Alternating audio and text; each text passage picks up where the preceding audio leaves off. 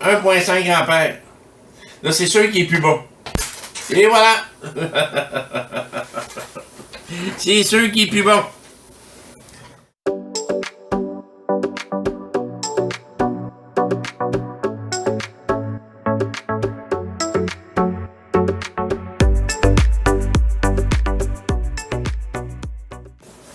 Bonjour à tous. Prêt à continuer notre formation de débutant? Prochaine étape, les condensateurs. Je me suis créé un petit setup ici qu'on va s'amuser tantôt à faire. Là. On va tout te démonter. Comme ça. On va s'amuser avec ça. Pour vous montrer un petit peu, le top cam. 3 d'ailes ici, branchées. On les voit-tu? Ouais. Le tapis bleu, on les voit moins. En tout cas, on les voit pareil. Là. On voit que ça fonctionne, puis je me rapprocherai quand que je serai rendu là. Que vous les voyez comme il faut. Les 3 allument. Bon. On rentre dans le monde des condensateurs. C'est quoi les condensateurs? Des condensateurs, c'est utilisé à plein de choses comme tel. Je vais me limiter à qu'est-ce qu'on fait là, généralement, là. Mais ça peut être utilisé pour faire démarrer un moteur électrique, filtrer les interférences, filtrer une tension, ajuster, là, adoucir une tension. Beaucoup de choses comme ça, de base. Comment est-ce que je pourrais dire ça? Des condensateurs, il y en existe de différentes sortes. Je vais vous amener tout de suite à ma page qui montre les condensateurs. Je vais vous montrer les 3 qu'on change plus souvent qu'autrement. Les autres, c'est beaucoup plus rare. On va y aller, là. Je vais aller dans Screen Capture. On va aller dans Photoshop ici, ce que j'ai créé tantôt. Toutes les images ici viennent de chez DJI. Merci. Donc, les condensateurs qu'on a, on change souvent.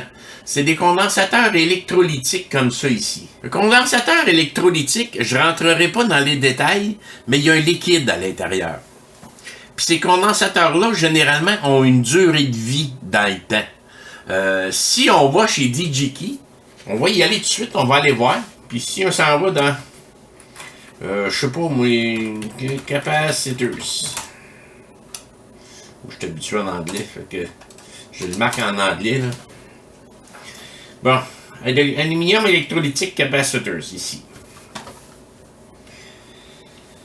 Si je m'en vais dans tous les condensateurs qu'il peut avoir ici, supposons que je prends celui-là. Généralement, ils vont nous dire la durée de vie. Lifetime à telle température ici. 2000 heures à 85 Celsius. Donc, c'est un condensateur qui est capable de résister 2000 heures à 85 Celsius. C'est sûr qu'il ne fera jamais ça dans l'appareil. Dans l'appareil, 30, 35, 40. Donc, le nombre d'heures va augmenter considérablement. Là. Mais, ils ont toute une durée de vie, les condensateurs électrolytiques comme ça. La majorité des condensateurs ont des durées de vie, mais les électrolytiques, c'est ceux que je dirais les plus susceptibles de faire défaut rapidement.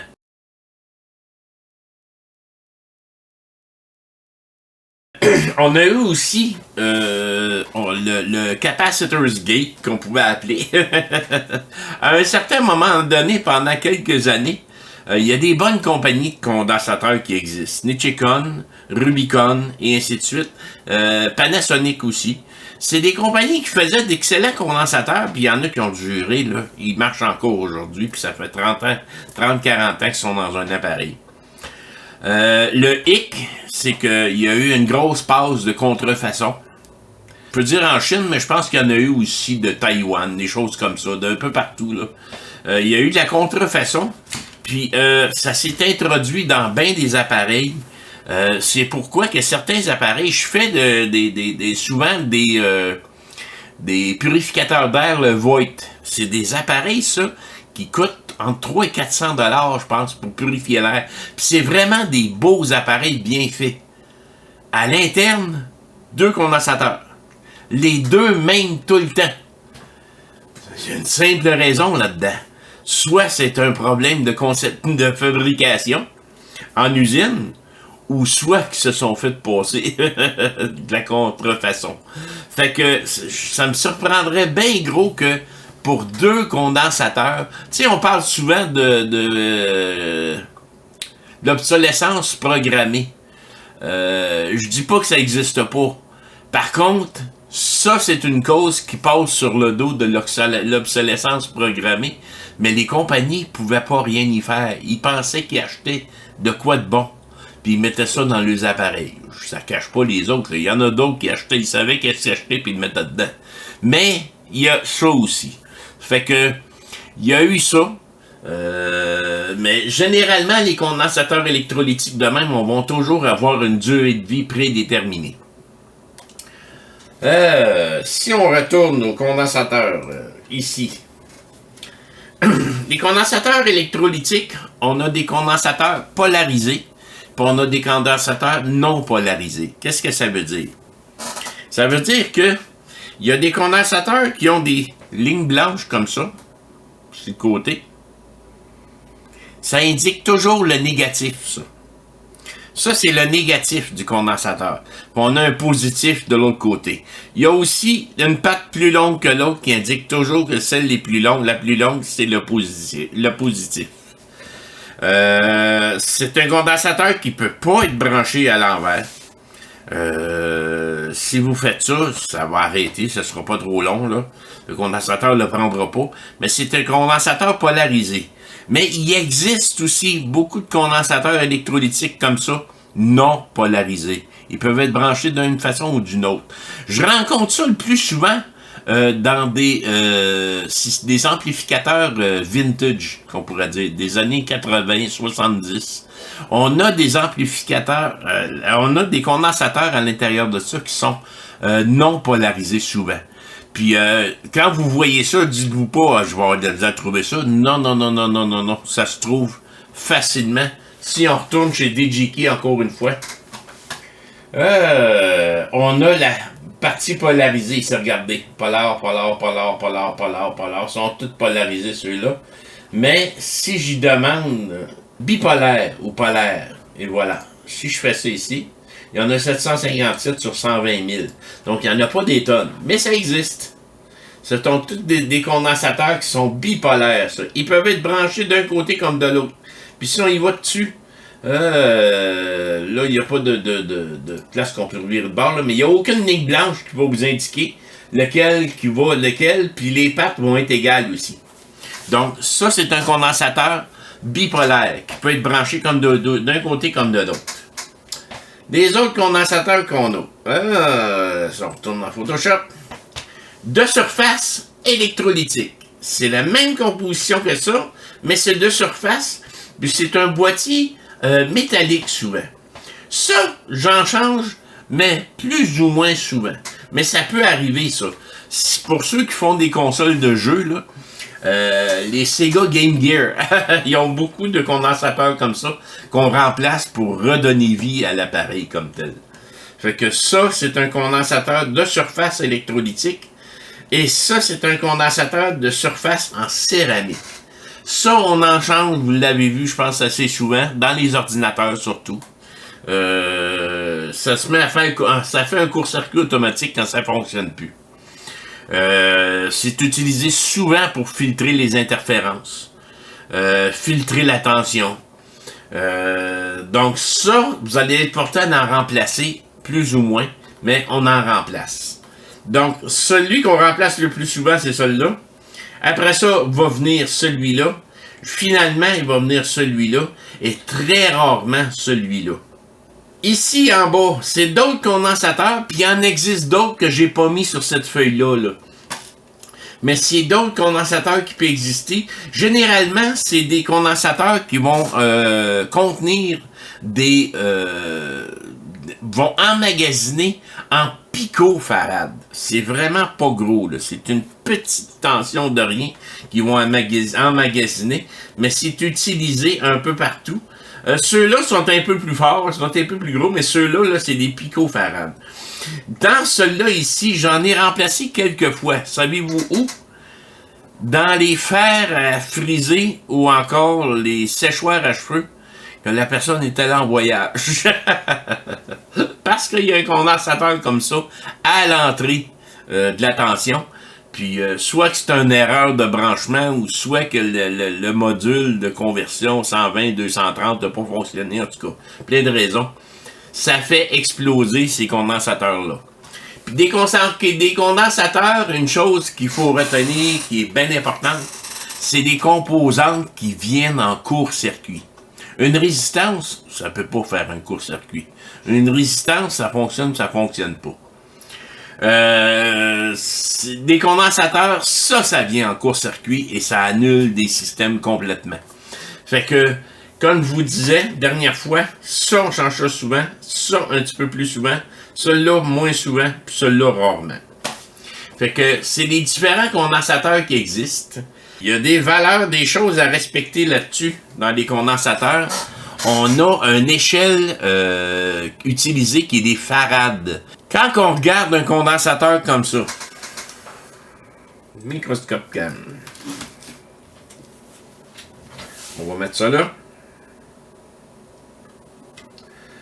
On a toujours, comment est-ce qu'on le lit? On a toujours sa capacité, 820 microfarades. Plus il y en a, plus il charge d'électrons à l'interne. Et son voltage maximum pour fonctionner, 6,3 volts. Allez pas mettre un voltage plus haut que ça. Le condensateur va carrément exploser. Il va bouillir en dedans puis il va exploser. Ça va vouloir sortir en dessous ou au-dessus. Quand on voit des condensateurs bombés sur le dessus, ça veut dire qu'ils sont dus à être remplacés. Ils sont plus bons. Mais ça ne veut pas dire qu'ils sont pas bombés, qu'ils sont bons. On faut retenir ça aussi. Vous avez toujours, selon le type de condensateur, une ligne blanche comme ça qui va vous indiquer le côté négatif du condensateur. Puis quand vous le retirez d'un circuit, faites bien attention de remarquer comment ce qui est placé. Parce que dans un bon appareil, un appareil de qualité, il va toujours avoir différents signes sur le circuit pour vous indiquer le plus, le symbole, ou encore pour vous indiquer où va le négatif faire un carré blanc, et ainsi de suite. Mais dans certains circuits cheap, il n'y a rien d'inscrit. Fait que si vous enlevez le condensateur, vous n'avez pas remarqué quel bord il est placé, ben là, il va falloir que vous faites des petites recherches sur le circuit pour trouver qu'est-ce qui est positif, qu'est-ce qui est négatif. Généralement, c'est quand même assez simple à retrouver. Là. On se branche du côté négatif, puis on va chercher un ground à quelque part, puis on va le savoir lequel des deux qui s'en va négatif. Mais quand même, remarquez toujours de quel sens qu'il va, ces condensateurs-là. Comment ça fonctionne? On a un petit système ici que je m'ai monté. Je vais essayer de me rapprocher plus proche que ça. Ça, j'ai branché ça sur mon bloc d'alimentation direct. J'ai même pas mis de diode, rien, parce que j'ai mis 13 mA. Une affaire comme ça. J'ai pas mis grand-chose. Puis 3.3 volts sur mon bloc d'alimentation. Que ça prend 2.51 volts. Ça prend pas grand-chose. Hein. Si j'augmente un petit peu la tension, oups, là, on ne voit pas la tension, le courant, on voit qu'il monte. L'intensité augmente. Vous allez remarquer une chose, c'est que si je les débranche, ils s'éteignent immédiatement. Dans certains circuits, on aurait besoin de faire en sorte que la tension baisse lentement, autrement dit. Pas d'un coup. Pas que ça ferme d'un coup. Il faut que ça baisse lentement jusqu'à atteindre une certaine limite. Et c'est là qu'on va utiliser des condensateurs comme ça. Vous avez remarqué, des fois, je travaillais sur des téléphones ou des tablettes. Il y a des condensateurs, là. Oh! Ça n'a pas de sens. Ils en mettent. Parce qu'ils veulent atteindre une certaine tension, la filtrer d'une certaine façon, puis la garder aussi. Toujours égale, et ainsi de suite. Donc, ils utilisent surtout dans Apple. Apple, les tablettes Apple, là. C'est fou le nombre de condensateurs qu'il y a là-dedans. Ici, ce que je vais faire, je vais me prendre des condensateurs comme ça. C'est des condensateurs de 1000... Ça, c'est des 10 volts, là. Ben oui, on va mettre ça. 1800 microfarades, 10 volts. J'en ai 3 comme ça. Oui, j'en ai 3 comme ça. Puis je vais aller les mettre sur le circuit. Je vais brancher mon positif sur le côté positif de la source, autrement dit, là. Je vais mettre ça ici. Comme ça. Je vais faire la même chose de l'autre, puis là, je vais les mettre en parallèle, tout le temps.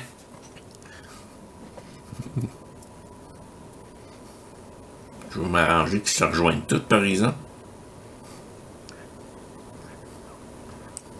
C'est comme ça. Oups, j'ai branché à l'envers, ça, là. Chance, attention, pas trop forte, il n'y a rien fait. Comme ça. Puis finalement,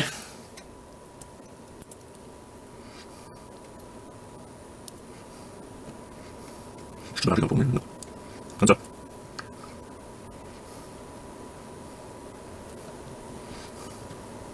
Comme ça. Et si je ramène ça au négatif, avez-vous vu ce qu'il a fait quand je l'ai branché? Il a baissé, puis là, il a augmenté. Si je débranche maintenant ça, regardez ce qu'il fait. Il conserve longtemps. Ma lumière est encore allumée là, en ce moment. Là. C'est dur à voir, là. Peux-tu le voir, là?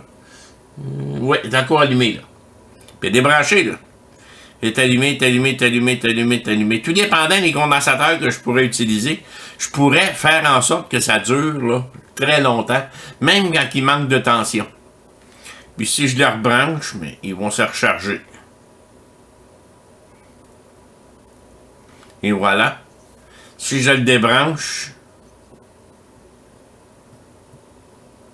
et voilà. Fait qu'il reste allumé quand même assez longtemps, là. Pourtant, si je m'en viens de l'autre côté puis je débranche à partir de là, instantané. Fait qu'on voit à quoi ça peut servir un condensateur. Les condensateurs, c'est un peu comme une pile. Un accumulateur d'électrons. La différence, par contre, c'est qu'il réagit beaucoup plus rapidement qu'une pile. Une pile va se vider avec le temps, lentement, et ainsi de suite. Un condensateur, là, ça va vite. Ça, dans un petit circuit électronique, là, ça peut servir à tout. Si on prend un moteur électrique, qu'est-ce que je pourrais prendre? Ce qu'on voit ça souvent. J'ai vu ça souvent dans des fendeuses à bois électriques. Dans une fendeuse à bois électrique, il y a un gros condensateur électrolytique, là, c'est gros, là, comme ça, là. C'est à côté du moteur. Puis qu'est-ce que ça fait, c'est que le moteur électrique à l'interne, il demande tellement de courant au démarrage que juste la tension qui arrive du mur branché dessus, avec son propre courant, serait pas capable de faire démarrer le moteur. Le moteur va... il va avoir de la misère, tu sais. Tandis qu'avec le condensateur qui est déjà chargé, parce que quand vous avez branché votre fiche dans le mur, automatiquement le condensateur s'est chargé, ça devient comme un survolteur quand il est branché avec le moteur. Vous partez le moteur, la tension du mur ainsi que du condensateur se combine et lance le moteur électrique. On retrouve ça aussi dans des micro-ondes. Les micro-ondes, c'est 600-700 volts, là. Donc, ça a besoin d'une bonne charge au départ. Les condensateurs sont faits comme ovales à l'interne. Ces condensateurs-là, là, en passant, là, touchez jamais aux deux contacts en même temps. C'est assez dangereux. Oui, c'est dangereux, surtout un micro-ondes. C'est pour ça que quand bien des personnes me posaient des questions sur des micro-ondes, comment les réparer, j'étais assez nerveux et je prenais le temps de les avertir au départ. C'était très dangereux de jouer là-dedans. Généralement, un condensateur qui se trouve dans un micro-ondes ont une résistance à l'interne qui fait en sorte que si on débranche le courant, la résistance, elle va fonctionner un peu comme mon crayon là, que je vous ai déjà montré pour vider un condensateur. ils vont vider le condensateur. C'est sûr que des fois, moi, je venais pour travailler sur un micro-ondes, puis j'avais pas encore mon crayon, j'aurais pu me fabriquer d'autres choses. Mais je laissais le micro-ondes débranché pendant même des fois une journée avant de revenir dessus. Parce que ça peut conserver sa tension assez longtemps. Puis même avant de travailler après, je prenais mon multimètre puis je vérifiais aux 2 bornes du condensateur s'il y avait encore de la tension dedans. C'est très, très, très dangereux. Puis ceux qui se trouvent dans des circuits qu'on travaille à tous les jours, surtout des blocs d'alimentation de téléviseurs, les téléviseurs plasma là, sont équipés en condensateur, ça je vous garantis. Faites bien attention à ça. Ça aussi, ça monte en tension en courant. Même les plus petits, ça c'est pas si pire là. Ça, vous pouvez prendre un tournevis puis toucher les 2 bornes ensemble pour le vider, puis il n'y a pas de trouble.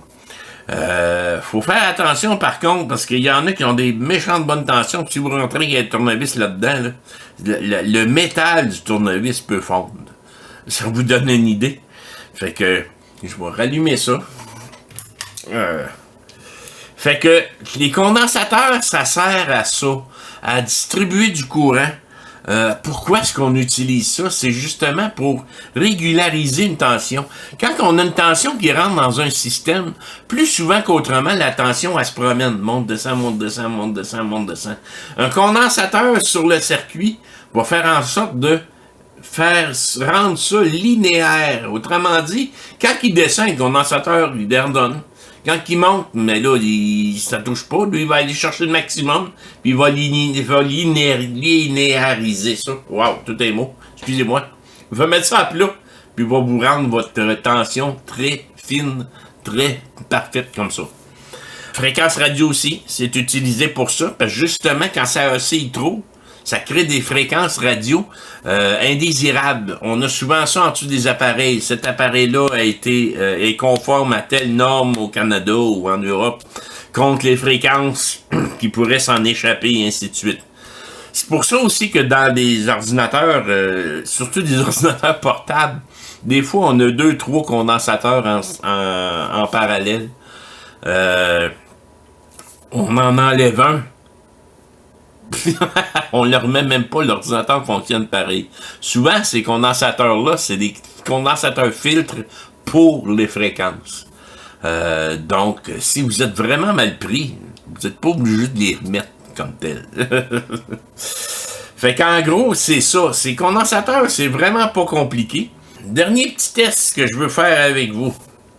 Qu'est-ce qui arrive quand on branche ça sur une tension trop élevée? Faut bien s'amuser un peu. Lunettes de protection, s'il vous plaît. On va regarder ce que ça fait. On va faire le show. C'est un 6.3 volts, ça. Je vais augmenter ça à... Si je viens brancher ça, je vais éteindre ça. Puis je branche mon négatif et mon positif. Puis je mets trop de tension là-dessus. Je suis à 20 volts dans ce moment-là. Hop, il augmente l'ampérage tout à coup. 68, 74, 90, 100, 125, 200, 400, 600, 1 ampère, 1.5 ampère. Là, c'est sûr qu'il est plus bas. Et voilà! C'est sûr qu'il est plus bon. Il vient de lâcher complètement. Il continue à boucaner tant et aussi longtemps que j'ai pas débranché parce qu'il est en court-circuit. Fait que vous avez vu ce que ça a fait? Il me tenait loin. Parce que des fois, ça pète. Là, ça n'a pas de sens. Là. Mais, vous avez vu, là. Puis il est chaud. Ah, il est chaud. Ça a même fait. Le liquide est sorti là. Mon beau tapis. Ne regarde pas mon beau tapis. Fait que, il a été capable de l'endurer pareil pendant un certain temps. Puis après, il a lâché. Fait que, là, on s'en retourne dans le plan de cours. Les prochaines choses, on va en parler rapidement encore une fois, c'est les inducteurs. d'inductance. Les inducteurs, à quoi ça sert? C'est quoi ça? Après ça, c'est les diodes, puis finalement les transistors. Les diodes, on va avoir à en parler un petit peu plus longtemps. Ça, on s'en sert souvent. Puis les transistors aussi.